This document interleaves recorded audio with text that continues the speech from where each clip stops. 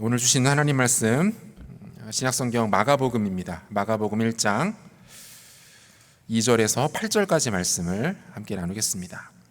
신약성경 마가복음 1장 2절에서 8절까지 말씀입니다. 우리 한 절씩 교독하고 마지막 절 같이 읽죠. 선지자 이사야의 글에 보라, 내가 내 사자를 내 앞에 보내노니 그가 내 길을 준비하리라. 광야에 외치는 자의 소리가 있어 이르되 너희는 주의 길을 준비하라. 그의 오실 길을 곧게 하라. 기록된 것과 같이 세례 요한이 광야에 이르러 죄 사함을 받게 하는 회개의 세례를 전파하니 온 유대 지방과 예루살렘 사람이 다 나아가 자기 죄를 자복하고 요단강에서 그에게 세례를 받더라. 요한은 낙타털 옷을 입고 허리에 가죽띠를 띠고 메뚜기와 석청을 먹더라.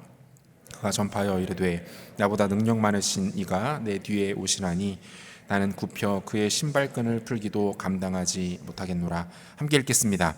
나는 너희에게 물로 세례를 베풀었거니와 그는 너희에게 성령으로 세례를 베푸시리라. 아멘. 최근 제2의 전성기를 누리며 다시 한번 대중으로부터 스포트라이트를 받고 있는 가수가 있습니다. 올해로 데뷔 23년 차를 맞은 가수 비가 바로 그 주인공인데요. 지난 2017년 발표 당시에는 그다지 큰 주목을 받지 못했던 이 깡이라는 곡이 뮤직비디오와 함께 각종 패러디물들을 쏟아내면서 차트 역주행을 기록하고 있습니다. 또 최근에는 후배 가수들이 동일한 곡을 리메이크하면서 더 큰 인기몰이를 하고 있기도 합니다. 주말 예능에도 또 출연하면서 소위 말해 요즘 대세다라는 것들을 보여주고 있기도 합니다. 노래가 다시 흥행하면서 노래 제목인 이 깡이라는 글자가 들어가는 모든 과자 CF로부터 러브콜을 받고 있다라는 이야기도 방송에 나와서 이야기한 바가 있습니다. 이 정도면 그 제2의 전성기 맞는 것 같아요. 이러한 비의 행보를 통해서 많은 대중들이 또 주목하고 또 감동하는 것 중에 하나는 그의 철저한 자기 관리와 초심을 잃지 않는 열정입니다. 어려운 성장기를 보냈고 데뷔 직전까지도 수많은 고난을 당했다고 합니다. 특별히 데뷔를 앞두고는 어머니를 잃는 아픔을 겪기도 했습니다. 그래서인지 데뷔 23년을 맞이한 그는 지금까지도 끝없이 노력하고 끝없이 인내하고 끝없이 겸손하자라는 이 자신의 좌우명을 늘 잊지 않고 붙잡으며 살아간다라고 합니다. 어떤 무대이든지 아무리 작은 무대이더라도 그 무대를 앞두고는 너무나 설렜고 너무나 무서웠고 너무나 절실했던 그 자신의 데뷔 때의 모습을, 심정을 떠올린다라고도 말했습니다. 최근 6개월 동안 10kg을 감량에 성공한 것도 큰 화제가 되고 있습니다. 철저한 식단 관리와 고강도 운동을 포기하지 않고 그 지속하는 모습이 그 유튜브에 소개되면서 많은 다이어터들에게 또 도전이 되고 있기도 합니다. 이 젊은 시절 연예계에서 큰 성공을 이룬 후에 정상의 자리에 올라 결국 넘어지고 많은 젊은 연예인들이 있습니다. 그런 연예계에서 성공 이후에도 초심을 잃지 않으려는 그의 노력과 이 몸부림은 이 많은 사람들에게 참 도전과 감동을 주기에 충분한 것 같습니다. 그가 이처럼 초심과 야성을 잃지 않기 위해 애쓰는 이유는 무엇이겠습니까? 겉으로는 화려해 보이지만 그 실상은 광야와 같은 연예계의 생태를 너무나도 잘 알고 있기 때문이 아닐까요? 그래서 그는 광야와 같은 연예계에서 가장 광야적인 삶으로 자신을 지키고 있는 것 아닐까 하는 생각을 해봅니다. 여러분, 그렇습니다. 광야에서 생존하기 위한 가장 탁월한 방법은 광야를 벗어나기 위한 몸부림이 아닙니다. 광야 속에서 가장 광야적인 삶을 살아가는 것, 결국 이러한 삶이 광야를 이겨내고 해내는 삶이 된다라는 거예요. 우리는 오늘 본문을 통해서 광야에서 가장 광야적인 삶을 살아가는 또 한 사람을 만나게 됩니다. 그건 바로 세례 요한입니다. 이 마가복음의 저자인 마가 요한은 1절에서 하나님의 아들 예수 그리스도의 복음의 시작을 선언한 후에 곧바로 예수님의 출생 또는 사역에 대해서 소개하고 있지 않습니다. 그 전에 먼저 소개되어야 할 중요한 인물이 있었는데요. 그가 바로 이 세례 요한이에요. 그는 성경에서 몇 안 되는 하나님께서 아이의 출생을 그의 부모에게 미리 알려주시는, 이것을 조금 어려운 말로 수태고지라고 말하는데요, 이 수태고지를 통해서 태어난 인물입니다. 이 수태고지를 받았다라는 것은 그 인물의 출생 자체가 또 하나의 분명한 메시지가 된다라는 것을 의미합니다. 또한 이렇게 태어나게 될 인물을 통해서 하나님 나라의 구속사가 새로운 차원으로 펼쳐지게 될 것이다 라는 것을 뜻하기도 하죠.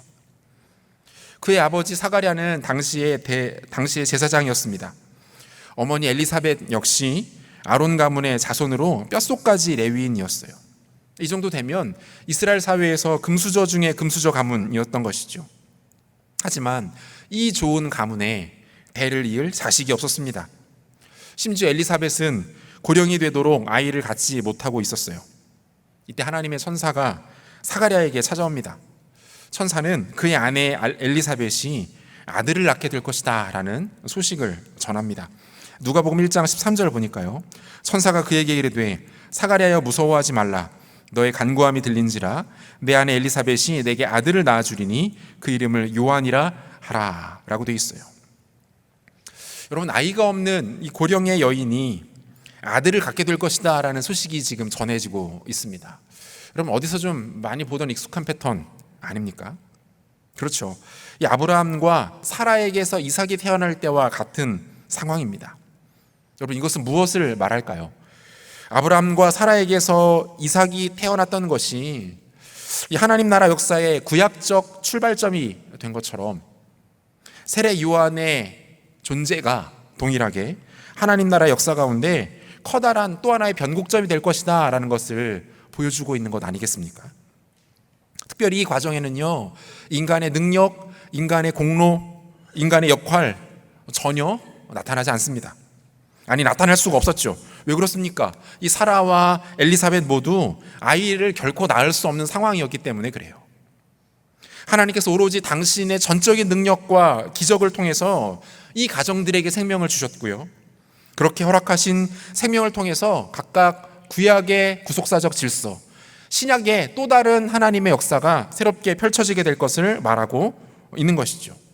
이렇게 태어나게 될 이 요한에게는 독특한 신분이 부여됩니다. 그것은 무엇입니까? 나시린인데요. 누가복음 1장 15절과 16절을 보니까요, 이는 그가 주 앞에 큰 자가 되며 포도주나 독한 술을 마시지 아니하며 모태로부터 성령의 충만함을 받아 이스라엘 자손을 주 곧 그들의 하나님께로 많이 돌아오게 하겠음이라 라고 되어 있어요. 여러분, 이 나시린이라는 말의 뜻은요, 구별된 자 이런 뜻입니다. 구별된 자. 인생 또는 일생 중의 특정 기간을 하나님을 섬기기로 구별된 사람들을 보통 나시린이라고 이야기했습니다. 당연히 하나님께서는 이렇게 구별된 나시린들을 통해서 당신의 특별한 계획들을 펼쳐 나가셨고요, 하나님께서 특별하게 행하시고자 하는 일들을 이 나시린들을 통해서 행하셨던 것을 보게 됩니다. 구약에 나타나는 가장 대표적인 나시린 누가 있습니까? 삼손이 바로 나시린이었어요. 그 역시 세례 요한처럼 수태고지를 통해서 태어난 인물입니다. 그리고 태어나면서부터 이 나시린으로 구별되었다라는 것도 동일합니다. 하지만 우리가 잘 알고 있는 것처럼 삼손은 실패한 나시린의 전형입니다. 그는 하나님께서 자신에게 맡기신 책임과 그 역할에 주목하지 않았습니다. 오히려 자신의 탐욕을 채우고 이기적인 목적을 이루는데 집착하면서 하나님께 아주 커다란 실망을 안겨드렸던 인물이 바로 삼손이었죠. 하지만 세례 요한은 그렇지 않습니다. 삼손과는 달리 자신에게 주어진 이 나시린의 신분과 특별한 사명, 이 책임, 그 영광스러움, 그것을 신실하게 감당합니다. 사랑하는 여러분, 우리는 세례 요한의 출생을 통해서 분명한 메시지들을 발견할 수 있습니다. 그의 출생 자체가 하나의 선명한 메시지가 된다는 거예요. 그것은 무엇입니까? 이 두 가지를 생각해 볼 수 있는데요. 하나는 하나님 나라의 역사가 새롭게 시작되고 있다라는 것을 보여줍니다. 세례 요한의 출생을 통해서 하나님 나라의 역사가 새로운 국면에 접어들고 있다라는 것을 확인할 수 있어요. 하나님께서는 바벨탑의 실패를 아브라함과 그 자손을 통해서 회복하십니다. 아브라함과 이삭을 통해서 하나님 나라의 질서가 이전과는 다른 새로운 차원으로 재편되기 시작한 거예요. 마찬가지죠. 하나님께서는 세례 요한을 통해서 이제 곧 오실 예수 그리스도를 예비하시면서 새로운 차원의 하나님 나라를 펼쳐가기 시작하신다라는 거예요. 지금까지와는 전혀 다른 방식으로 그 백성들을 사랑하실 것이고 만나실 것이고 교제하실 것이고 위로하실 것이다 라는 것을 이 세례 요한을 통해서 예고하고 계시는 것이죠. 두 번째, 인간의 실패가 오로지 하나님의 은혜와 능력으로 극복되고 있다라는 것을 보여줍니다. 앞서 소개한 것처럼 이 삼손은 실패한 나실인의 전형이었어요. 그는 나실인으로서 지켜야 할 가치와 자세를 어겼습니다. 하지만 세례 요한은 그렇지 않죠. 우리가 이제 본격적으로 살펴보겠지만 그는 정확한 사명과 부르심을 따라 살았던 사람입니다. 인간의 탐욕과 본능을 따르지 않았습니다. 철저하게 하나님 나라의 질서와 영광을 추구하며 살았던 인물이 바로 이 세례 요한이었어요. 여러분, 이 세례 요한의 출현과 그의 인생이 우리 가운데 무엇을 보여줍니까? 이 마가복음을 설레는 마음으로 읽기 시작하는 신약성경의 독자들에게 무엇을 선언하고 있는 것입니까? 여전히 하나님은 일하신다. 하나님은 지금도 일하고 계신다. 아주 분주히 바쁘게 정확하게. 세례 요한의 출생은 이것을 보여주고 있는 거예요. 여전히 상황은 어둡습니다. 인간은 역시 또 실패합니다. 인간에게서는 아무 가능성도 소망도 기대하기 어려워 보입니다. 하지만 그 가운데에서도 하나님은 당신의 선하신 뜻과 계획을 조금도 흔들림 없이 완벽하게 성취해 나가고 계신다라는 것을 보여주고 있는 거예요. 하나님 여전히 일하신다라는 거죠. 우리가 즐겨 부르는 주님은 산 같아서라는 찬양에 이런 가사가 있죠. 주님은 산 같아서 여전히 그 자리에 계셔. 눈을 들면 보이리라 날 위한 그 사랑. 주님은 산 같은 분이셔서 여전히 그 자리에 계신다는 거예요. 신실하심으로 당신의 선하신 뜻을 이루신다라는 거예요. 우리가 눈을 들어 그분을 보기만 하면 우리는 우리를 향한 그분의 사랑을 얼마든지 만끽하고 누릴 수 있다라고 노래하고 있는 것 아닙니까? 인간은 신실하지 못했습니다. 인간은 실패했어요. 하지만 주님은 그렇지 않으세요. 그분은 신실하시고 그분은 결코 실패하지 않으십니다. 세례 요한의 출생은 오늘 우리에게 이 사실을 선명하게 보여줍니다. 우리는 실패하나, 우리는 무너지나, 우리는 깨지나 하나님 그렇지 않으시다. 우리가 섬기고 신뢰하고 사랑하는 하나님은 여전히 신실하게 당신의 선한 뜻을 펼쳐 나가신다. 이 믿음이 우리 가운데 있기를 소원합니다. 여러분, 코로나19는 생각보다 쉽게 우리를 놓아주지 않을 것 같습니다. 이미 이 사태는 장기화되기 시작했고요. 안타깝게도 그로 인한 피해 범위와 정도는 우리의 상상을 훨씬 더 뛰어넘을 것으로 보입니다. 이 가운데 우리는 여전히 혼란스럽죠. 과연 하나님은 여전히 일하고 계신가? 하나님은 왜 하필 이때에 코로나19를, 이 무시무시한 전염병을 인류에게 보내셨는가? 이 가운데 하나님의 뜻은 무엇인가? 우리는 자연스럽게 이러한 질문들을 갖게 됩니다. 경건하고 진지한 그리스도인들이라면 우리가 만나는 이 상황에 대해서 이런 질문들을 당연히 갖게 돼요. 너무 러프하게 들릴 수 있겠지만 여러분, 대전제만큼은 붙들고 갑시다. 저는 동일하게 이 대답을 여러분께 드리고 싶습니다. 여전히 주님은 일하신다. 여전히 주님은 일하신다라는 거예요. 코로나19가 멈출 줄 모르고 맹위를 떨치는 지금 이 순간에도 하나님의 계획과 의도는 멈추거나 오류를 갖지 않습니다. 이 모든 상황을 통해서도 우리 주님은 당신의 그 완벽한 계획과 뜻을 완벽하게 펼치신다라는 거예요. 게다가 이 모든 것은 선하고 신실하고 완벽합니다. 존 파이퍼 목사님이 쓴 코로나 바이러스와 그리스도라는 책이 있습니다. 이 책은 하나님의 백성들이 온 인류에 코로나 바이러스를 허락하신 하나님의 뜻을 어떻게 분별해야 하겠는가에 대해서 이야기합니다. 몇 가지 관점을 소개하고 있는데요. 저에게 개인적으로 좀 가장 도전이 되었던 것은 이거였어요. 한번 들어보시죠.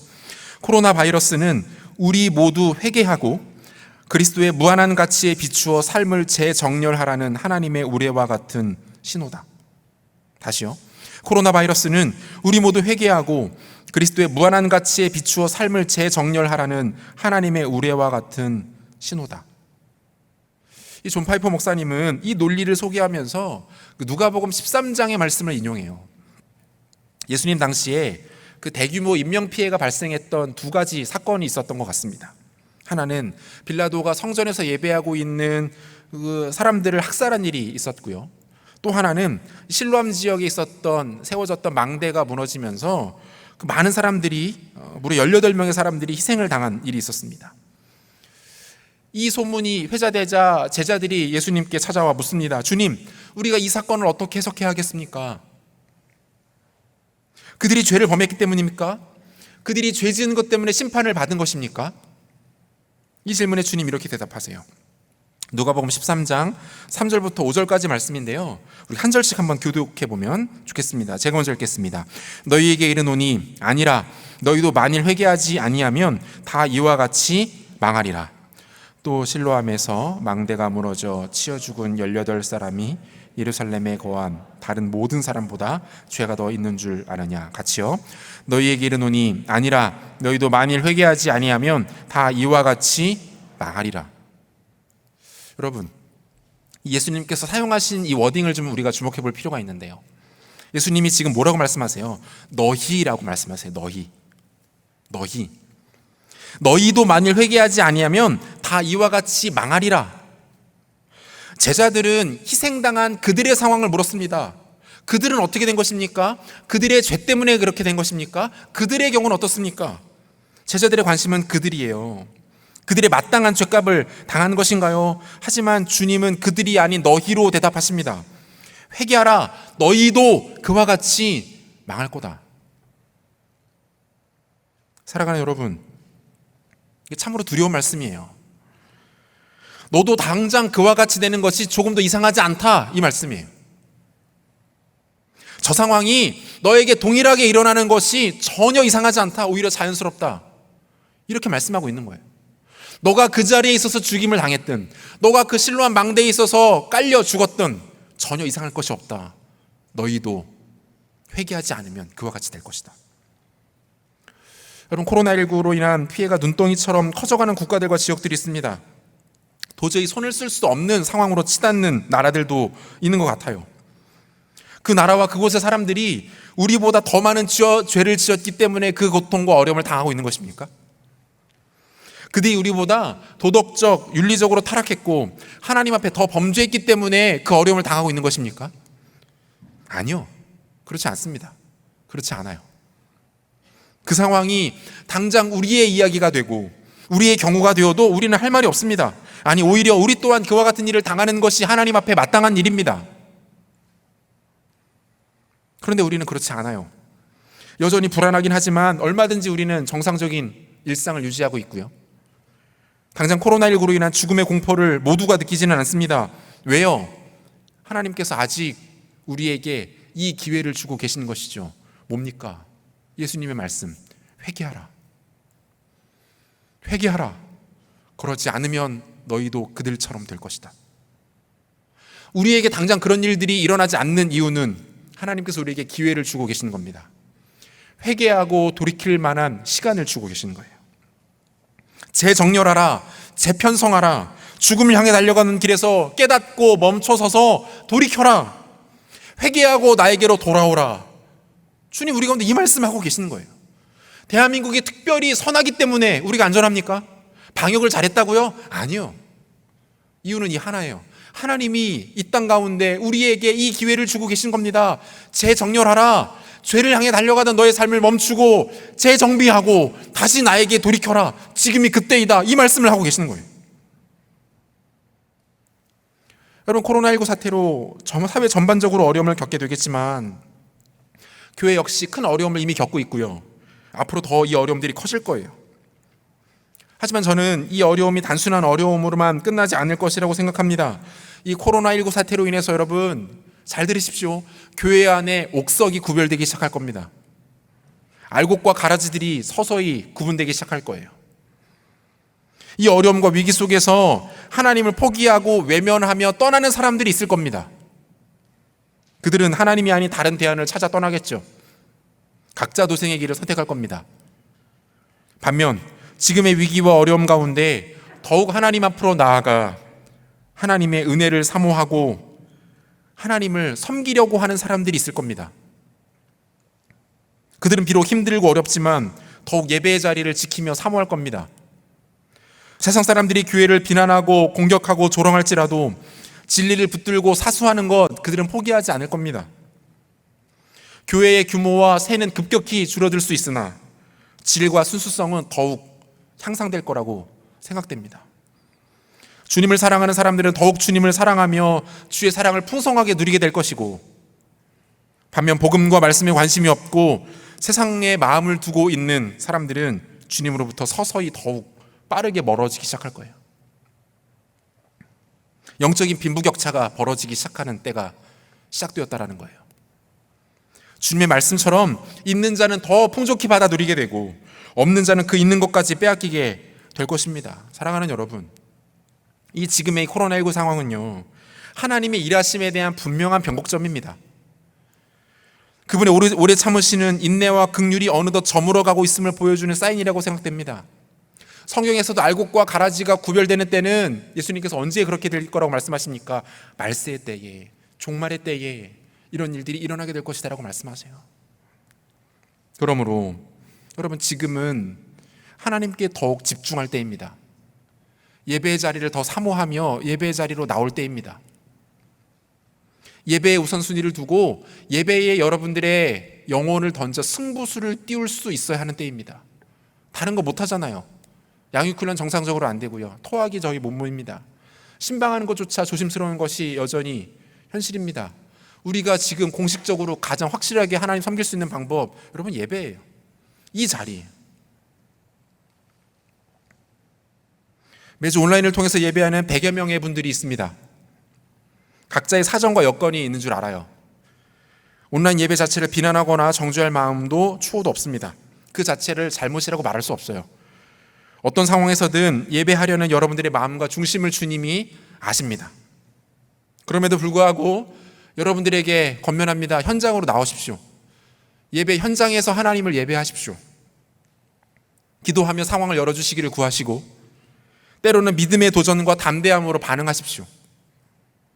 여전히 두려움과 망설임이 있을 수 있습니다. 하지만 이것을 위해서 교회가 최선을 다해서 노력을 하고 있고, 각자 우리가 서로가 노력한다면 얼마든지 큰 어려움들 막을 수 있습니다. 그러므로 주일 현장 예배에 여러분들의 우선순위를 두실 것을 권면드립니다. 혹시라도 예배와 신앙생활에 대한 안일함과 나태한 태도가 여러분들에게 있었다면 그것은 죄입니다. 회개하십시오. 여러분, 지각하지 마십시오. 5분 정도 일찍 오셔서 기도로 예배를 준비하십시오. 지금은 그렇게 해야 될 때입니다. 평상시와 같은 모습으로 안일하게 예배할 만한 그런 때가 아니라는 거예요. 하나님께서 지금 이 역사 가운데, 세계 가운데 어떤 일들을 행하고 계신지를 여러분 분별해야 합니다. 다른 차원의 각성과 접근이 필요할 때라는 말입니다. 예배와 말씀, 복음 앞에 더 깨어 있어야 합니다. 왜 그렇습니까? 하나님께서 지금도 쉬지 않고 일하고 계시기 때문입니다. 그분의 일하심이 늘 우리에게 좋을 것이라고 생각하지 마십시오. 하나님은 일하시는데 징계와 심판으로도 일하십니다. 기억하십시오.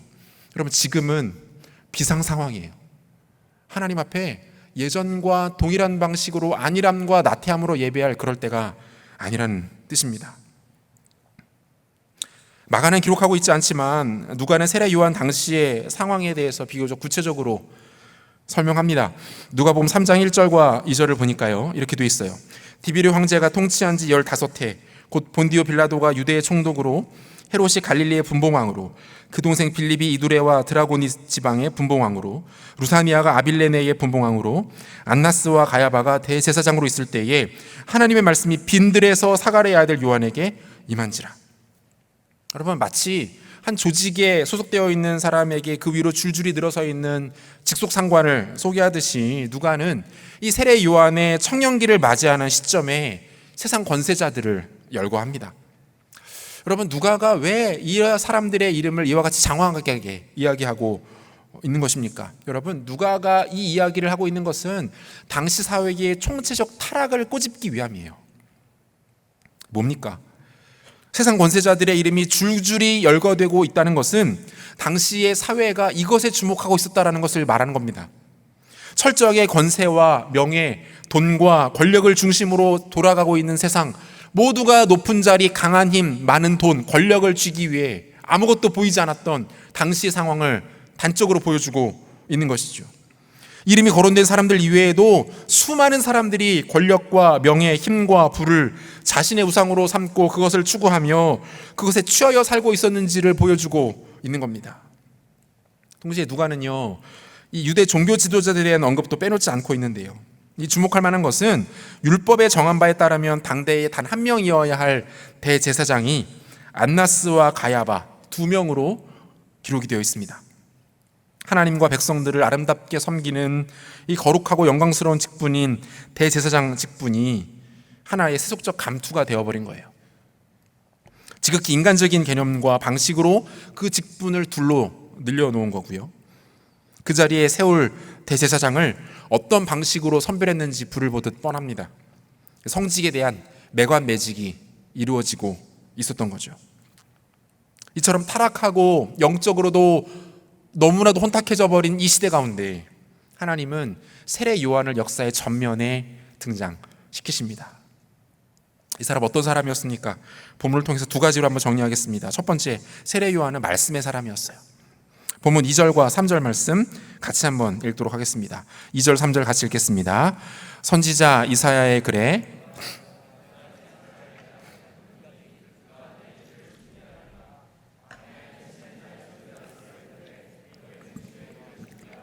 그의 오실 길을 곧게 하라 기록된 것과 같이 이렇게 되어 있어요. 여러분, 마가는 세례 요한을 구약의 두 구절인 이 말라기 3장 1절과 이사야 40장 3절을 인용하는 것으로 시작합니다. 마가가 이 말씀을 통해서 세례 요한을 소개하고 있다라는 것은요, 동일하게 세례 요한이 이 말씀을 자신의 인생 철학, 사명 선언, 소명에 대한 가장 명확한 근거로 삼았다라는 것을 보여주고 있는 거예요. 세례 요한이 이 말씀을 통해서 자신의 정체성을 찾고 있었다라는 것을 단적으로 소개하는 거죠. 여러분, 제가 우리 교회에 와서 놀랐던 것 중에 하나가 여러분들은 이제 메신저 프로필을 이렇게 만들잖아요. 이렇게 사진하고 문구하고 이렇게 넣는데 그 문구에 성경 구절을 올려놓은 청년들이 굉장히 많았다라는 거예요. 뭐 전문은 아니지만 뭐 성경책, 장절 이렇게 딱 올려놓고 나는 이것을 암송하고 있으니 암송하지 못하는 너는 타자보도록 하여라 뭐 이렇게 하는 것처럼 이렇게 딱 굉장히 멋있더라고요. 그게 너무 멋있어서 저도 몇 번 따라하고 그랬었는데 근데 여러분, 이게 굉장히 무서운 일인 거 아십니까? 여러분들이 그 말씀에 책임지셔야 돼요. 그렇다고 오늘 지금 다 내리지 말고 그럴 필요는 없어요. 프로필이라는 말 자체가 뭐예요? 그 말 그대로 그 사람에 대한 가장 직관적이고 명확한 설명 아닙니까? 한 장의 사진 또는 그 글을 보면 그 사람이 생각나도록 하는 것이 프로필의 기능이잖아요. 여러분들이 메신저에 그 프로필에 적어도 말씀, 성경 말씀을 올려놓았다면 여러분, 적어도 여러분들이 그 메신저를 사용하는 동안에는 그 말씀에 책임질 수 있어야 됩니다. 그 메신저를 통하여서 말씀과 반대되는 행동, 생각, 습관들이 나타난다면 부끄러운 거죠. 왜요? 여러분들이 그 말씀을 따라가지 못하고 있는 거기 때문에 그래요. 일종의 가식이에요. 멋있게 사진과 말씀을 넣어놓고 그 메신저를 통해서 누군가를 비방하고 욕하고 부정적인 이야기를 하고 악한 것들을 나누고 있다면 여러분, 그것은 그 말씀이 여러분들과 전혀 상관없다는 것을 단적으로 보여주고 있는 겁니다. 지금 세례 요한도 마찬가지예요. 이 마가가 소개하는 세례 요한의 프로필이 바로 이 두 말씀이에요. 이 두 말씀을 통해서 세례 요한의 삶이 정의되고 이해될 수 있었던 거죠. 그리고 세례 요한 역시 이 말씀을 붙들고 자신이 누구인지를 씨름하며 확인했을 것입니다. 내가 무엇을 해야 되는가를 발견하는 거예요. 나는 어떤 인생을 살아야 하는가를 설계했습니다. 청년 요한을 만든 이 두 말씀이 그의 삶을 완전히 뒤바꿔 놓았다라는 거죠. 세례 요한은 하나님의 말씀 위에 서서 더 풍성하고 아름다운 하나님의 일하심을 꿈꿨습니다. 자신을 통해 완성되며 펼쳐지게 될 하나님의 나라를 그가 보았다는 거예요. 여러분, 조금 전에 읽었던 누가복음 3장 2절 말씀 다시 한번 읽어볼까요? 3장 2절 다시 한번 읽겠습니다. 안나스와 가야바가 대제사장으로 있을 때에 하나님의 말씀이 빈들에서 사가랴의 아들 요한에게 임한지라. 여러분, 온 세상의 사람들이 세상적인 부와 권력, 힘과 명예에 혈안이 되어서 오직 그것만을 쫓고 있었어요. 심지어 하나님을 섬긴다고 하는 제사장직에 오른 사람들도 순수함을 잃고 거짓되고 헛된 세속적 가치에 물들어서 악취를 풍겨가면서 썩어가고 있었습니다. 이때 여러분, 하나님의 시선은 지금 어디에 머물고 있습니까? 하나님의 관심이 어디에 모아집니까? 황제들이 거하는 호화로운 왕궁이 아니었어요. 고고한 대작들이 정치와 외교를 논하는 로마의 화려한 건물과 거리도 아니었습니다. 근엄한 옷을 차려입고 백성들의 존경 가득한 인사를 받으며 성전 뜰을 거니는 제사장들의 걸음 가운데도 아니었습니다. 하나님의 시선, 하나님의 관심은 지금 빈들에 서 있던 사가랴의 아들 요한에게 임하고 있어요. 여러분, 여기에서 요한을 굳이 사가랴의 아들이라고 표현하는 것은요, 그가 원래는 아버지의 뒤를 이어서 제사장의 삶을 살아야 했던 사람이었기 때문입니다. 무슨 뜻이에요? 여러분, 레위인이 30살이 넘게 되면 그는 공식적으로 제사장직에 올라서 제사장의 역할을 감당할 수 있었습니다. 우리가 짐작할 수 있는 것처럼 당시 이 제사장직은 사회적으로 매우 안정된 신분이었어요. 부와 명예는 물론 백성들의 존경과 사랑을 독차지할 수 있는 자리였습니다. 그런데 요한은 그곳으로 가지 않아요. 사가랴의 아들은 성전이 아닌 빈들 광야에 섭니다. 그곳에서 자신에게 임할 하나님의 말씀을 기다린 것이죠. 세례 요한은 시대를 꿰뚫고 하나님 나라의 위대한 변곡점을 그릴 수 있는 단 하나의 능력인 하나님의 말씀은 세상 사람들이 모두 가고자 하는 높고 화려하고 안락하게 모든 것이 보장된 곳이 아닌 아무것도 없이 오로지 나와 하나님 단 둘만이 있는 광야에 임한다라는 것을 알고 있었어요. 그는 도탄에 빠진 백성들을 건져내고 죽음으로 향하던 자들에게 참 생명을 가져다 주며 부패하고 상한 것을 도려낼 만한 위대한 말씀의 검은 그 누구도 주목하지 않고 가고자 하지 않는 광야 한 구석에서만 꺼내들 수 있다는 것을 그는 기억하고 있었던 것입니다. 세례 요한이 왜 광야로 나갔습니까? 이유는 하나, 말씀을 받기 위해서요. 하나님의 말씀이 그곳에 임하기 때문에 그가 광야로 나가 하나님의 말씀을 받았던 것입니다. 그것으로 자신의 정체성, 사명, 인생을 펼쳐낼 수 있었던 거예요. 이 장면을 숭실대학교 기독교학과 김혜권 교수는 이렇게 묘사합니다. 세례 요한이 빈들에 있었다는 말은 그가 하나님의 말씀, 즉 구약 성경의 성취를 기다리며 하나님 나라의 도래를 앙망하고 있었다는 것입니다.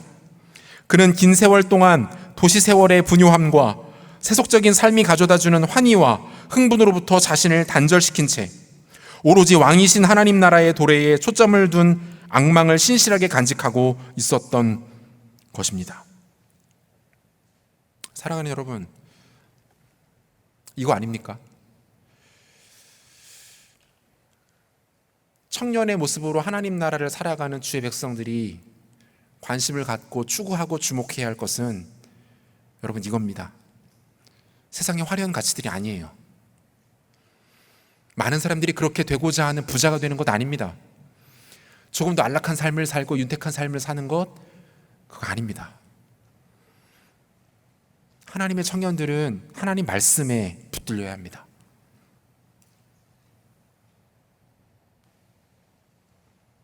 하나님의 사람은 말씀의 사람이 되어야 합니다. 나에게 찾아온 말씀을 붙들고 그것이 내 인생의 길이고 사명이고 방식임을 믿고 그 말씀을 따라 살아갈 수 있어야 합니다. 세속적 가치와 철학, 사주에 놀아나서는 곤란합니다. 오로지 위로부터 임하는 하나님의 말씀으로부터 통치와 다스림을 받아야 하는 것이지요. 여러분, 하나님의 말씀에 진동된 사람만이 다른 사람의 마음을 진동시키며 움직일 수 있습니다.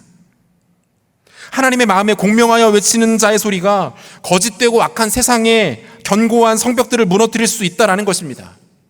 하나님 말씀에 영향을 받지 않고 붙들리지 않으면 결코 영향력 있는 인생을 살아갈 수가 없어요. 말씀이 우리를 철저하게 지배하지 않으면 그 사람은 결국 자기를 위해서 자기만을 바라보며 자기의 배를 불리며 살다가 이 세상을 마치고 마는 그런 사람이 되고 만다라는 겁니다. 세례 요한이 하나님 나라를 위해서 위대하게 쓰임받을 수 있었던 이유는 바로 이겁니다.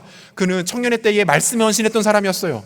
하나님 말씀을 들었고 그 말씀 위에 자신의 삶을 세웠고 말씀에 도전받았고 말씀 외에 그 무엇도 자신을 주장하지 못하도록 했던 것, 여러분 이것이 세례 요한의 삶이었던 것이죠. 여러분 기억하십시오. 청년 요한은 말씀의 사람이었습니다. 청년 시절을 철저하게 말씀을 붙들고 씨름했고 그 말씀대로 살았던 사람이었습니다. 이것에 대한 도전과 사모함이 우리 가운데 있게 되기를 소망합니다. 말씀을 바라보십시오. 말씀을 붙드십시오. 그것이 여러분을 주장하게 하십시오. 위기의 때에 하나님이 그 인생을 위대하게 사용하실 겁니다. 두 번째, 세례 요한은 광야의 사람이었습니다. 앞에서도 소개해드린 것처럼 세례 요한은 사실 금수저 중에 금수저였어요. 마음만 먹으면 얼마든지 편안하고 안락한 삶, 고급스럽게 영위할 수 있었습니다. 그런데 그는 단 한 가지 조건에만 자신을 맞춥니다. 그것은 하나님 말씀이었고요. 그 단 하나의 조건에 따라 광야로 나갑니다. 왜요? 그곳이 하나님의 말씀을 듣기에 가장 적합한 곳이었거든요. 아무것도 없고 아무것도 들리지 않았고 아무도 그의 영향을 주지 않는 하나님만 만날 수 있는 그 광야로 그가 나아갑니다. 그것이 바로 세례 요한이 선택했던 광야적 삶이었어요. 본문 6절 보실까요? 요한은 낙타털 옷을 입고 허리에 가죽띠를 띠고 메뚜기와 석청을 먹더라. 여러분 이 장면은요, 요한이 이미 아주 철저하게 광야적 삶을 살아가고 있었다라는 것을 단적으로 보여주는 것입니다. 혹시 이 모습을 보고 낙타털 옷, 허리 가죽띠 이거 고급 가죽 제품 아니야? 메뚜기 석청 이거 웰빙 음식 아니야? 이렇게 생각하시면 안 돼요. 이 석청이 실은 그 돌하고 바위 사이에서 나는 천연꿀을 말하거든요. 그래서 찾아봤더니 오늘날 구하려면 진짜 비싸고 귀해요. 그렇다고 그가 웰빙의 삶을 살았던 것은 아니다. 이렇게 해석하시면 곤란합니다. 뭐 세례 요한 광야 플렉스 뭐 이렇게 생각하시면 안 돼요. 여러분 이 장면이 보여주는 것은요 이겁니다. 세례 요한이 철저하게 고독과 절제, 초점 잡힌 말씀 묵상과 기도, 그리고 소박한 의식주, 그리고 결정적으로 안정되고 부유한 삶의 모든 권리를 철저하게 포기한 채 하나님 앞에 자신의 삶을 담금질했다라는 것을 보여주고 있는 거예요. 여러분, 우리 교회가 가지고 있는 그 미랄 정신의 실제적 구현의 원리 뭔지 아시죠? 불편하게 살자. 우리 이거 잘 외치잖아요. 불편하게 살자. 우리가 조금 불편하게 살면 우리의 불편함으로 많은 사람들이 윤택하게 된다. 이 가치를 갖고 우리가 모이고 있지 않습니까? 그래서 여러분 우리 교회는 우리만의 건물 포기하고 이 미랄학교 지은 거고요. 화려한 영상과 세련된 음향, 안락한 좌석을 갖춘 예배당이 아닌 다소 투박하고 황량한 체육관, 딱딱하고 불편한 의자, 그리고 예배가 다 끝난 후에도 팔 걷어붙이고 정리해서 치워야 하는 이곳에서 예배하고 있는 것 아닙니까? 이게 다 뭡니까? 여러분 이게 다 빈들, 광야의 정신이에요. 실력과 힘을 갖추되 그것으로 나를 윤택하게 하는 것 아니라 하나님 나라와 이웃들을 위해 힘을 다해 섬기고 나는 세상의 중심이 아닌 광야와 빈들, 사람들이 주목하지 않는 곳으로, 가고 싶어하지 않는 곳으로, 한적한 곳으로 물러서는 것, 여러분 이것이 광야의 삶, 빈들의 삶 아닙니까? 여러분 이 정신을 누가 이어가야 하겠습니까? 이 시대 가운데 누가 이 정신을 계승하며 따라 살아야 합니까? 청년 요한이 빈들과 광야에 섰던 것처럼 여러분 우리가 그곳으로 가야 하지 않겠습니까? 세상 모든 사람들이 가고자 하는 것, 누리고자 하는 것, 소유하고자 하는 것, 그거 말고 하나님 말씀을 사모하고 하나님 말씀이 가장 선명하게 잘 들려지는 광야로 나가는 것, 그것이 하나님께서 바로 우리에게 요구하며 기대하시는 삶 아닙니까? 그런 사람들을 하나님께서 이 어려운 시국 가운데 찾고 계신 것 아닌가요? 워싱턴 대학교의 사회학 교수 로드니 스타크는 그 자신의 책 기독교 승리에서 초기 기독교의 역사를 이렇게 소개합니다. 그들에게 있어 진정한 혁명적인 원리는 기독교적 사랑과 구제사역이 가족이나 신자들의 경계를 넘어서서 어려움에 처한 모든 사람들에게까지 확대되어야 한다는 원리였다.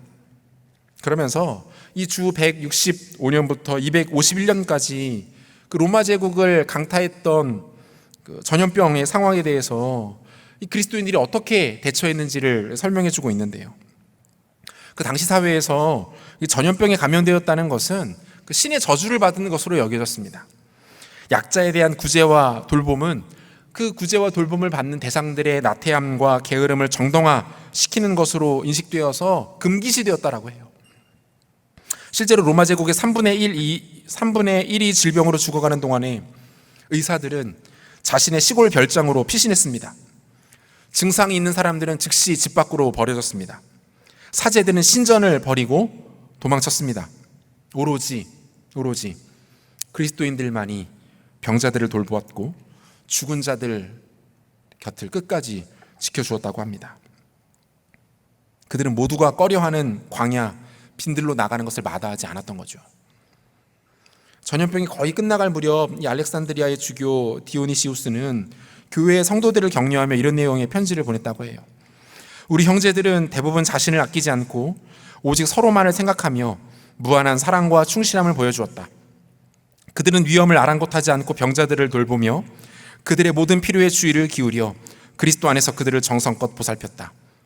죽는 사람들은 행복해하며 평화롭게 세상을 떠났다. 사랑하는 여러분, 초대교회 성도들, 우리 믿음의 선배들은 그들의 삶에 있어서 광야와 빈들로 나가는 것을 조금 더 꺼려하지 않았습니다.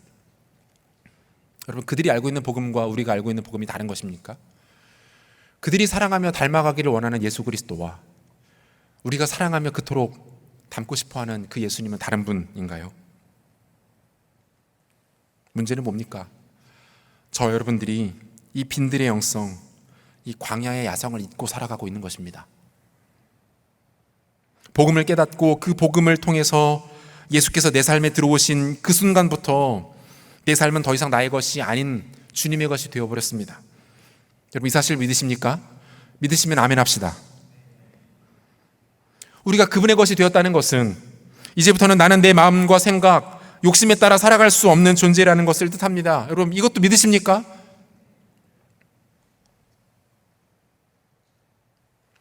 주님께서 우리를 광야와 빈들로 부르십니다. 청년 요한이 서 있었던 그 자리로 다시 한번 우리를 초청하십니다. 청년 요한이 하나님 앞에 말씀을 받았고 그 말씀으로 자신의 삶을 정의하고 세웠고 그 말씀을 근거로 자신의 삶을 아낌없이 주 앞에 내어드렸던 그 광야와 빈들의 자리로 주께서 우리를 초대하십니다. 오늘날 여러분들의 빈들은 어디입니까? 여러분들이 가기를 꺼려하는 광야는 어디입니까? 여러분들이 이것만은 도저히 라고 말하고 스스로를 합리화하는 광야와 빈들은 어디입니까? 이 시간 주께서 우리를 그 자리로 부르십니다. 그곳에 주의 말씀이 임합니다. 그곳에 하나님의 임재가 가득합니다. 광야로 나가 빈들로 나가 주님을 만나십시오. 우리를 향해 선명하게 들려오는 주의 말씀을 들으십시오. 그 말씀으로 여러분의 자신을 세우시고 이 시기에 주께서 진정으로 필요로 하시는 인생과 주의 종이 어떤 사람들인지를 확인하고 그 앞에 반응하시는 은혜가 우리 가운데 있게 되기를 소망합니다. 말씀 마무리하려고 하는데요, 제가 최근에 즐겨 보고 있는 오래된 드라마인데 미생이라는 드라마에 보면 이런 대사가 나오더라고요. 순류의 역류에 즉각 반응하는 것은 어리석다. 상대가 역류를 일으켰을 때 나의 순류를 유지하는 것은 상대의 처지에서 보면 역류가 된다. 그러니 나의 흐름을 틀림없이 견제하는 자세야말로 최고의 방어수단이자 공격수단이 되는 것이다. 이 말은 참 멋있는데 무슨 뜻인지 못 알아듣겠죠. 쉽게 말하면 이런 겁니다. 자리를 지켜라. 흔들리지 말고. 자리를 지켜라. 흔들리지 말고. 사랑하는 여러분, 주님께서 우리가 있어야 할 자리가 광야와 빈들이라고 말씀하세요. 그 광야와 빈들로 나가 자리를 지키십시오. 코로나19의 역류와 세상의 수많은 유혹과 나의 내적 죄의 역류가 우리 가운데 흘러온다 할지라도 순류, 그 말씀의 자리를 지키고 하나님 계시는 광야의 자리를 지켜설 때 우리는 흔들리지 않을 수 있습니다. 주께서 우리를 광야로 부르십니다. 빈들로 나가십시다. 그곳에 하나님의 말씀을 들으시고 이 말씀의 능력으로 다시 한번 주 앞에 일어나 광야적 삶, 광야의 야성을 회복하는 저 여러분들 되시기를, 우리 공동체가 되시기를 우리 주 예수 그리스도 이름으로 축원합니다. 다 같이 자리에서 일어나겠습니다.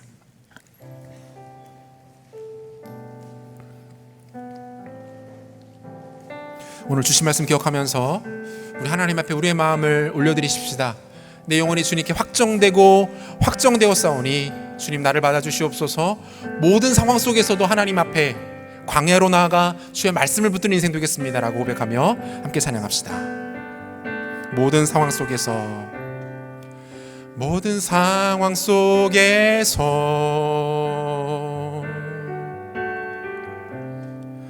주를 찬양할지라.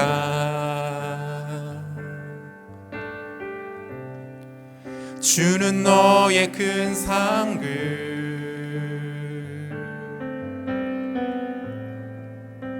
큰 도움이시라. 주의 얼굴 구할 때에 주의 얼굴 구할 때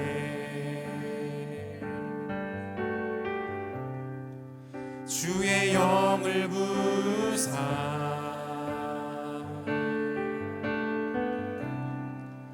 크신 사랑 안에서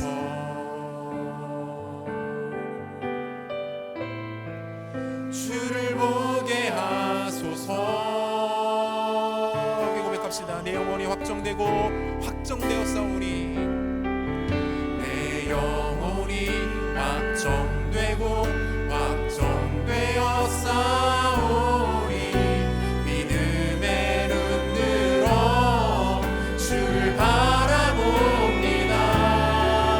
내 영혼이 확정되었사오니 믿음의 눈 들어 주를 바라봅니다.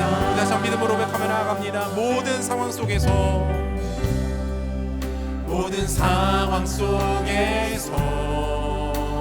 주를 찬양할지라.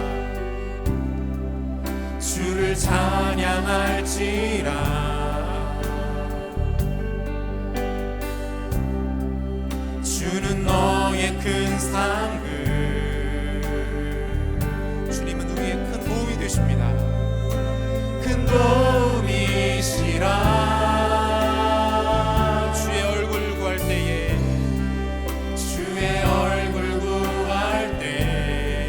주의 영을 우리 가운데 부어주시옵소서. 주의 영을 부사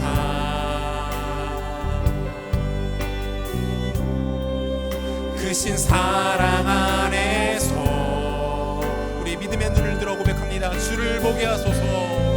주를 보게 하소서. 내 마음과 주를 향해 고백하며 나아갑니다. 내 영혼이 확정되었사오니 내 영혼이 확정되었사오니 믿음의 눈 들어 주를 바라봅니다.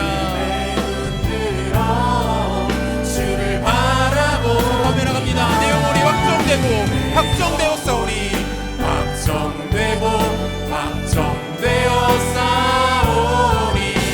믿음의 눈 들어 주를 바라봅니다. 고백합니다. 주를 찬양할 때 주의 나라 이미 맺네. 주의 영원한 나라 주 보게 하소서. 내 영혼이 확정되었사오니 믿음의 눈 들어 주를 바라봅니다.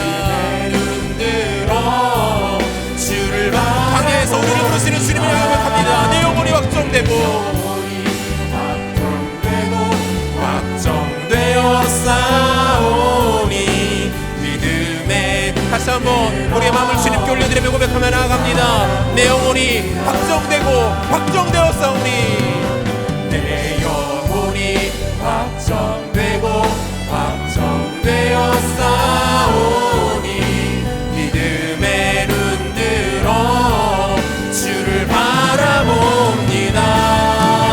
내 영혼이 확정되었사오니 믿음의 눈 들어 주를 선포합니다.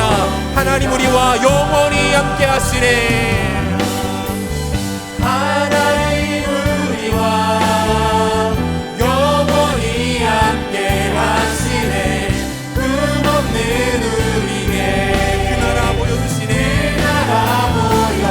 연약한 자들의 친구가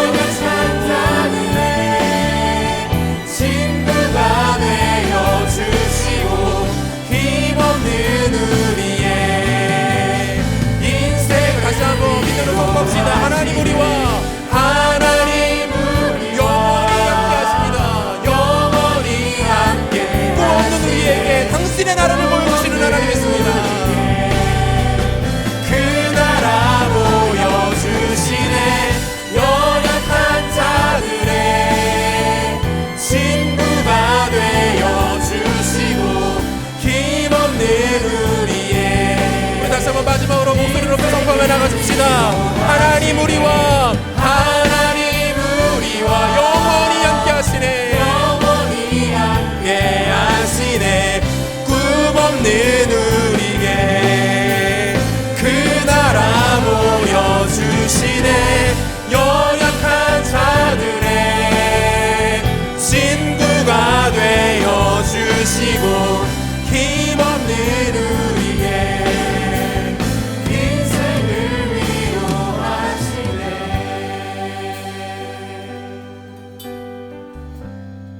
같이 한번 기도하겠습니다. 사랑하는 여러분, 지금은 깨어있을 때입니다. 하나님께서 역사와 인류 가운데 특별한 일을 행하시는 이유는 우리가 모든 것을 다 할 수는 없지만 분명한 그분의 뜻과 계획이 있다라는 거예요.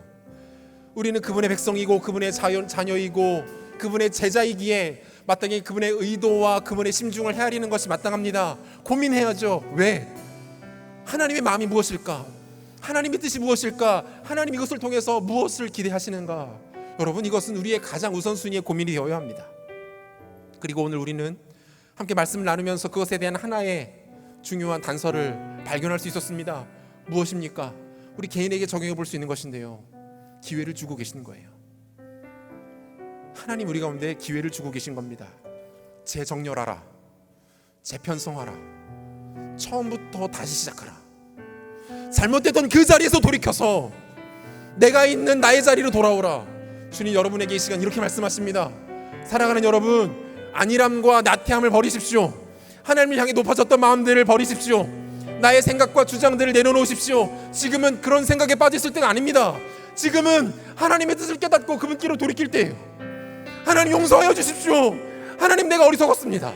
하나님 내가 교만했습니다. 내가 당신의 뜻을 헤아리지 못했고 당신의 마음을 알지 못했습니다. 읽어내지 못했습니다. 주님 우리에게 기회를 주시오니 내가 지혜롭게 반응하겠습니다. 하나님 앞에 다시 한번 내 삶을 재정렬하고 재정립하고 하나님 있는, 우리 주님 있는, 복음이 있는 그 자리로 돌아가기를 원합니다. 여러분 시간 우리의 죄악들을 내려놓으십시다.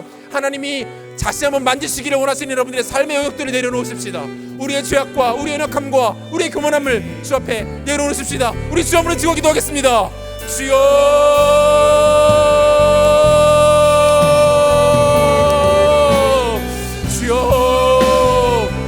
우리를 불쌍히 여겨주시고 공의를 여겨주시고 하나님 우리 가운데에 하나님의 마음을 부어주시되 하나님 우리가 하나님 앞에 돌이키며 재정렬하고 재정립할 수 있도록 은혜를 베풀어 주시옵소서. 우리를 불쌍히 여겨 주시옵소서. 하나님 우리의 교만함과 우리의 악함과 하나님의 고집됨과 우리의 헛된 마음들과 우리의 탐욕과 이기적인 마음과 나늘함과 나태함과 무너졌던 생각과 마음대로 접해 내려놓습니다. 하나님 불쌍히 여겨 주옵소서. 아버지 하나님 제 백성들 아버지 놓치지 마시고 버리지 마시고 우리가 나에게 주님의 마음과 내들의 백성을 이끌을 수 있는 애가 하나님을 수 있도록 하나님 잡아 주옵소서. 아버지 하나님 우리 교만을 내렸습니다. 우리 오랜만에 내렸습니다. 하나님 이제 마음들을 내렸습니다. 하나님에게 어린 때 마음들과 어린 때 마음들과 하나님 그런 것들을 싸우니 하나님을 풀어주시고 이르게 주시는 가운데 다시 한번 찾아오셔서 우리를 재정시켜주시는 전망하며 기도합니다. 아버지 하나님 지금은 하나님 앞에 깨어있을 때임을 고백합니다. 하나님 앞에 일어설 때를 고백합니다. 하나님 앞에 있을 때가 아니라 하나님 깨어서 하나님 앞을 헤아리며 우리를 향하는 때를 고백합니다. 하나님을 낼수 있는 하나님 잡아주옵소서. 하나님을 성인을 껴주옵소서. 하나님을 낼수 있는 하나님 잡아주시고 우리가 하나님 말씀 가운데 내려서서 우리 신령한 은혜를 낼 수 있도록 아버지 하나님 낼수 있도록 하나님 하나님을 낼 수 있는 신령한 낼수 있는 역사가 낼수 있도록 하나님 잡아주옵소서. 우리 한 가지만 더 기도했으면 좋겠는데요. 주 안에 사랑하는 여러분, 하나님이 여러분들을 우리 공동체를 광야와 빈들로 부르십니다. 그리고 이것은 여러분 하나님의 우리를 향한 부르심일 뿐 아니라 시대가 교회를 향한 시대의 외침이기도 합니다. 광야로 나가 빈들로 나가 그분의 말씀을 듣고 그 말씀 위에 서는 것입니다. 하나님 우리 가운데 그것을 원하세요. 여러분의 삶을 돌아보십시오. 다른 것들이 여러분들을 채우고 있진 않았습니까? 다른 것들이 여러분들을 짓누르고 있진 않았습니까? 다른 가치들이 여러분들의 모든 목적과 안목과 중심을 빼앗고 있진 않았습니까? 아니요. 세례 요한의 삶으로 돌아가야 합니다. 세례 요한이 받았던 두 말씀이 그의 삶을 규정했고 그의 삶을 앞으로 나가게 했고 그의 삶을 완성했던 것처럼 하나님의 청년들은 주의 말씀 위에 서 있어야 합니다. 말씀 위에 섭시다. 광야로 나가 주의 음성을 듣고 주의 말씀을 받읍시다. 이 시간 기도할 때 이렇게 기도했으면 좋겠습니다. 하나님, 내 삶에 허락되어진 광야가 있다면 주님 주저하지 않겠습니다. 두려워하지 않겠습니다. 머뭇머뭇하지 않겠습니다. 광야로 나가 빈들로 나아가 주의 말씀 듣기를 원합니다. 광야로 나아가 주의 말씀을 듣는 삶 살 수 있도록 하나님은 은혜를 베풀어 주시옵소서. 광야의 야성과 빈들의 영성이 우리 가운데 회복될 수 있도록 하나님 축복하여 주시옵소서. 우리 주 한번 지고 기도하겠습니다. 주여,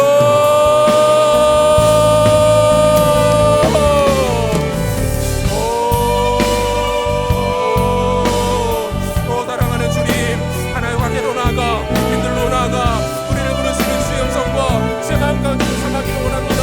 주저하지 아니하고 머뭇거리지 아니하고 멈춰서 살겠습니다. 사랑하는 주님, 세상의 어떤 가치와 생각과 마음이 우리를 주장하지 않도록 붙잡아주시고 아버지 안에 하나님의 말씀과 하나님의 능력과 권능만이 우리를 사로잡는 역사 나타날 수 있도록 또 하나님을 할 수 있도록 하나님 기사가 할 수 있도록 하나님을 도와주옵소서. 사랑하는 주님, 우리가 다시 한번 광야로 나가 빈들로 나아가 하나님 되기를 원합니다. 하나님 광야로 내려 이루시는 은혜를 나가기 원합니다. 은혜를 원합니다.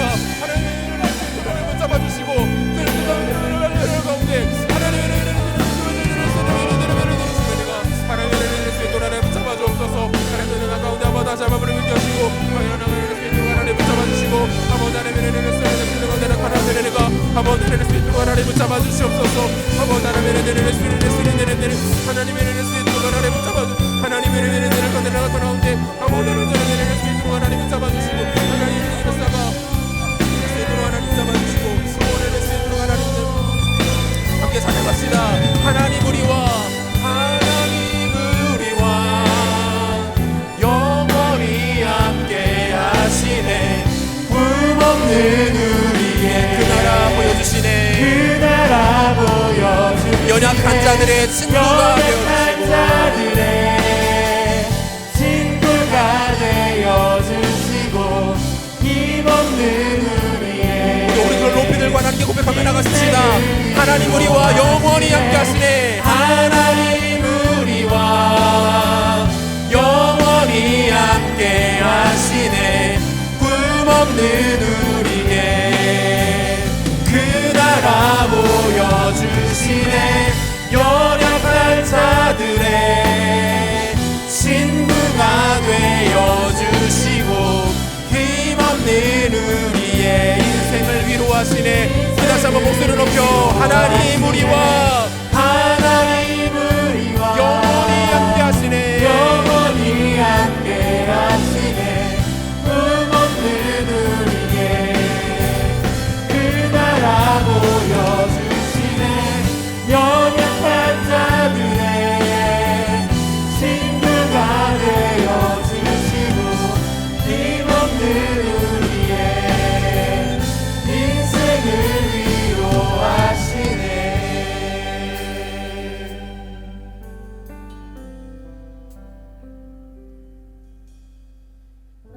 사랑하는 주님, 우리를 향한 당신의 긍휼과 인자와 자비가 무궁하시기에 우리가 진멸되지 않음을 고백합니다. 그리고 이것이 아침마다 새로우시기에 주의 성실하심 또한 크심을 고백합니다. 전 세계적인 코로나19의 어려움 가운데서도 사랑하는 이 나라와 이 백성과 이 민족을 지키시고 오늘 우리를 사랑하셔서 그럼에도 불구하고 주 앞에 나와 예배하고 하나님의 마음을 나누고 하나님 품에 안길 수 있도록 은혜 베풀어 주신 것 감사합니다. 사랑하는 주님, 그럼에도 불구하고 우리는 묻습니다. 하나님 왜, 어떤 목적으로, 어떤 심중으로 일하시는지, 그리고 주님의 마음을 헤아려 반응합니다. 사랑하는 주님, 우리 가운데 기회를 주심을 압니다. 돌이킬 수 있는 기회, 멈춰서 다시 복음으로 돌아올 수 있는 기회, 우리 오염되고 우리 어그러지고 우리의 조각난 삶을 다시 재정렬시켜 우리의 창조 목적과 부르심에 합당한 삶으로 돌아올 수 있는 기회, 주님 우리 가운데 기회를 주고 계시는 중인 줄 압니다. 하나님, 지혜로운 주의 백성들이 하나님의 마음을 헤아려 이 기회 앞에 반응하고자 합니다. 하나님, 우리를 불쌍히 여겨주십시오. 우리가 우리의 모든 안일함과 나태함과 게으름과 하나님을 업신여겼던 마음들과 스스로를 높였던 생각들과 이웃을 사랑하지 못했던 마음들과 음란과 세속적 가치와 거짓과 헛된 것을 추구했던 마음들을 내려놓습니다. 그리고 주님께로 돌아갑니다. 주님, 우리를 받아주시고 다시 한번 정결케 하시고 가라지가 아닌 알곡되는 주의 백성들 될 수 있도록 주님 은혜를 베풀어 주시옵소서. 사랑하는 주님, 우리를 광야와 빈들로 불러주시니 감사합니다. 세상의 화려한 것들이 아닌 우리 주님 계신 곳, 주의 말씀이 들려지는 곳, 주의 임재가 가득한 그곳으로 우리를 불러주시니 감사합니다. 사랑하는 주님, 빈들과 광야로 나가 주의 말씀을 받고 내 삶을 규정하고 내 삶을 가능하게 하고 내 삶을 완성시킬 주의 말씀을 듣기를 원합니다. 청년이 무엇을 따라 살아가는지 그것이 곧 주의 말씀이어야 한다라는 시편 기자의 고백처럼 사랑하는 주의 백성들이 주의 말씀을 받고 그 말씀 앞에 서기를 원하오니 아버지 하나님, 우리 가운데 주의 말씀을 부어주시고 광야와 빈들로 나아가 하나님을 만나고 주의 음성을 듣고 다시 한번 무너져버린 광야의 영성과 빈들의 야성을 회복하는 사랑하는 청년 공동체 될 수 있도록 주님 축복하여 주시옵소서. 광야와 같은 이 세상 헛된 가치와 품고 살아가지 않도록 도와주시고 세례 요한처럼 광야적 삶 살아가는 신실한 주의 종들 될 수 있도록 은혜 베풀어 주옵소서. 감사와 찬양을 드리며 존귀하신 예수 그리스도 이름으로 기도합니다. 아멘. 다 같이 자리에서 일어나서 봉헌하겠습니다. 우리는 주님의 움직이는 교회입니다.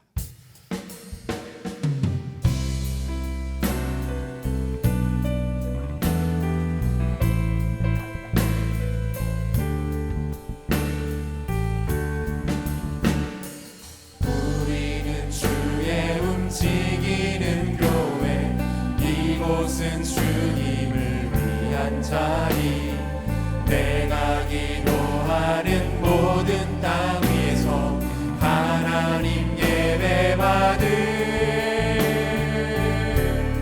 그날을 고대하네. 나의 노래로 주님의 성전을 지으니 높임을 받으소서. 이스라엘 찬송 중 거하신 주님은 거룩하십니다.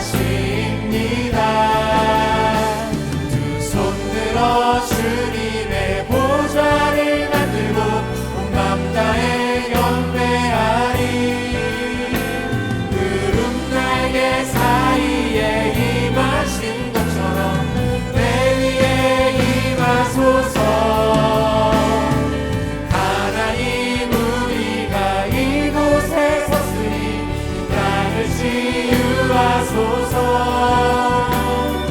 하나님, 우리가 어디에 있는지 주를 높이리라. 열방들아 주님을 송축할지어다. 그 발 아래 입 맞추라. 영원한 통치자 주 예수 그리스도, 그는 위대하신 왕,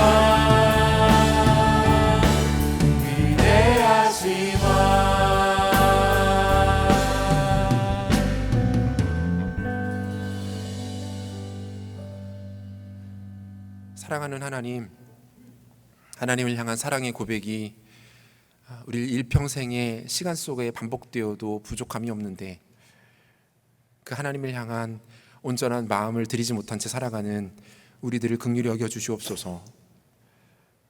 주님 더 닮기 원하고 주님 더 가까이 나가기를 원하고 주님의 마음과 생각을 더 깊이 알기를 원합니다. 주와 더 친밀하게 교제하기를 원합니다. 세상에 헛되고 썩어 없어질 것들이 우리를 주장하는 것 아니라 영원한 주의 말씀이 우리를 주장하며 우리를 다스리며 통치하게 되기를 원합니다.